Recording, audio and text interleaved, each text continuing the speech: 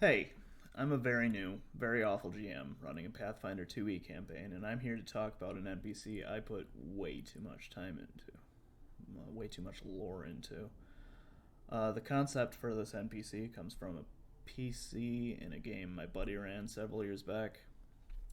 Upon seeing Ratfolk in the Advanced Player's Guide, my first move was to try translating this character to PF2, and this is a task which I couldn't quite do without creating a homebrew archetype. It's a task I'm working on, and hopefully I'll have it completed before introducing him to my campaign. Anyway, here he is. Somewhere on the Great Sea, an enterprising merchant vessel sails toward the continent of Bellavere. On one corner of the deck, a lone ratfolk, Rakkid, looks out over the waves. He is of average ratfolk height, which is to say short, wearing plain clothes which are a bit dirtier than those of the others on the ship. A leather bag is draped from his shoulder, and his left hand defends it absent-mindedly, leaving briefly to perform a task, then returning instinctually to the bag. A specialized slot is cut in the bag's front, from which sticks the hilt of a dagger, while those walking near the rat folk get an occasional whiff of something putrid in it. Rakkid's defining feature, however, is the hairless, blistered scar of an alchemical burn running from the back of his head forward, over his brow and down his cheek, leaving his left eye milky and sightless. He keeps out of the crew's way, and in turn the crew gives him a wide berth, as stories of his sect have echoed beyond the labyrinthine warrens of his home.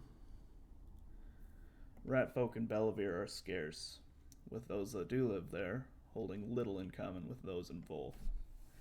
Their numbers, though small, remain stable as they go about their lives in peace, forming close-knit communities in the cities of other races. Volthian Ratfolk society, though, consists of small farming communities above ground which feed vast kingdoms of tunnels below. As mineral resources in space depleted, though, the Ratfolk had tunneled outward until inevitably colliding with the warrens of a neighboring kingdom. The kingdom's relationship soured instantly as both sides felt expansion was necessary to sustain their growing populations, and war was declared before long.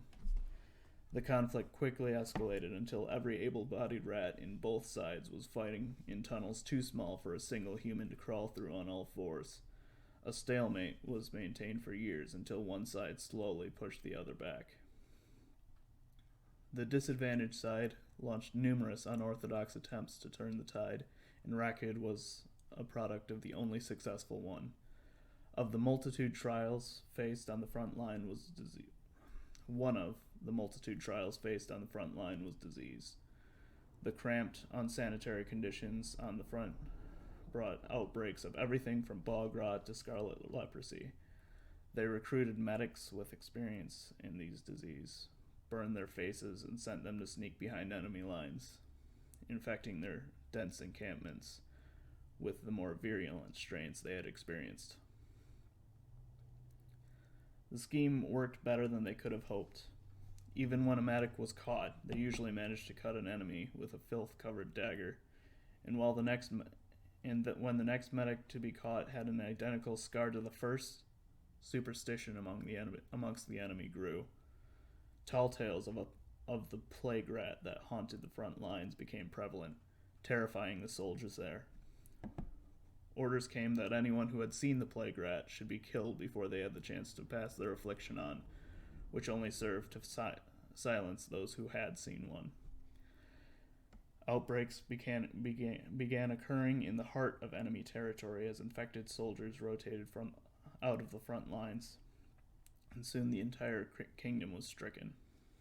Within 6 months, the enemy surrendered on 2 conditions: that their illness would be treated, and that the plague rats would be killed on sight.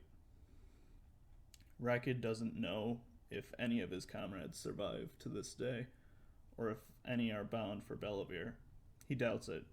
The passage is expensive, and the Rin family doesn't make a habit of offering them without extensive offerings in return. Yeah, I may have gone overboard with that. I had a character idea and made an entire civilization revolve around making him work.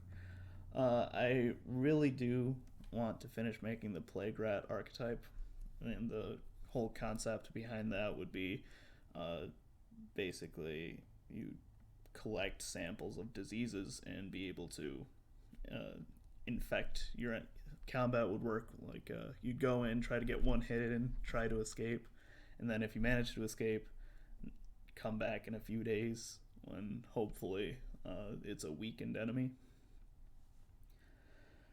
um I don't even I I didn't even get into the whole all the weird in-depth stuff that my world building mind just kind of started spiraling into.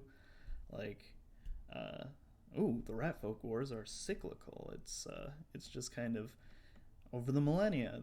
They grow and grow and grow. The kingdoms tunnel out, and then they hit each other, and inevitably they go to war. And one side one side, and when they're about to lose, generally they'll collapse the tunnels, and that leaves the rats on the surface to start again. I probably won't make that official. Probably.